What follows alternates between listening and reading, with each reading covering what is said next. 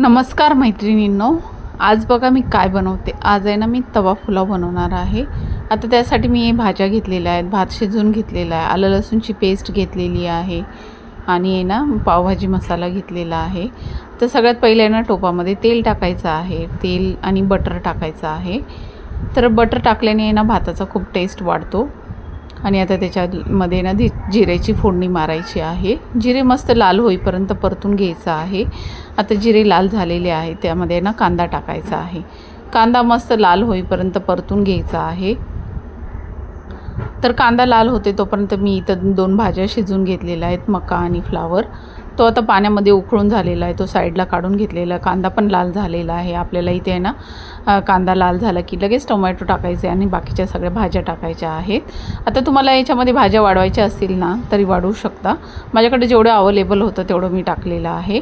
आता इथं गाजर पण टाकलेले आहेत लांब लांब कापून, आणि आता इथं वाटाणा पण टाकायचं आहे। आलं लसूणची पेस्ट टाकलेली आहे आणि आता ह्या तेलामध्ये मस्त अशा भाज्या परतून घ्यायच्या आहेत आणि थोडंसं झाकण ठेवून वाफ येऊ द्यायची आहे। तर वाफ आली ना मग मस्त भाज्या अशा तेलामध्ये मुरतात। आता बघा पाहू शकता इथं वाटाणा पण टाकलेला आहे। आणि नंतर आता हे ड्राय मसाले टाकायचे आहेत। ड्राय मसाल्यामध्ये हळद, मीठ, काश्मीरी लाल मिरची पावडर, पावभाजी मसाला हे सगळं टाकलेलं आहे। तर आहे ना मस्त असं त्या मसाल्यामध्ये भाज्या थोडा वेळ परतून घ्यायच्या आहेत, चांगलं तेल सुटेपर्यंत मस्त अशा भाज्या परतून घ्यायच्या आहेत। नंतर आहे ना त्याच्यामध्ये ना कोथिंबीर टाकायची आहे। तर हा पुलाव एवढा टेस्टी होतो ना, खूपच टेस्टी होतो।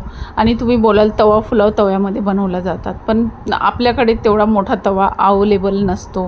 त्यासाठी मी आहे ना याच्यामध्ये टोपामध्ये बनवलेला आहे। तर आता बाहेर कसे मोठे मोठे तवे असतात त्यांना बरोबर परतायला जमतंय, म्हणून आपले छोटे छोटे तवे असतात त्याच्यामध्ये आपल्याला परतायला जमत नाही। त्यासाठी मी आहे ना टोपामध्ये बनवलेला आहे। तर आता इथं बघा भात पण टाकलेला आहे, भात मस्त असा परतून घेतलेला आहे। आता भात कसा शिजवायचा, आपण जसं बिर्याणीला शिजवतो ना तसा भात हा शिजवून घ्यायचा आहे आणि गाळून घ्यायचा आहे।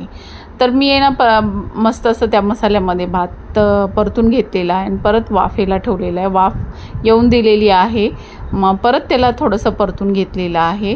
तर इथं आपला भात झालेला आहे, रेडी मस्त झाला आहे। बघा पाहू शकता कलर पण किती सुंदर असा दिसतोय। जसा कलर आहे तसा खायला पण तेवढाच टेस्टी आहे। आणि तुम्ही नक्की ट्राय करा ही माझी रेसिपी, नक्की। खूपच सुंदर भात झाला होता, पण आपण जसा पुलाव शिजवतो ना त्याच्यापेक्षा जास्त छान असा भात होतो।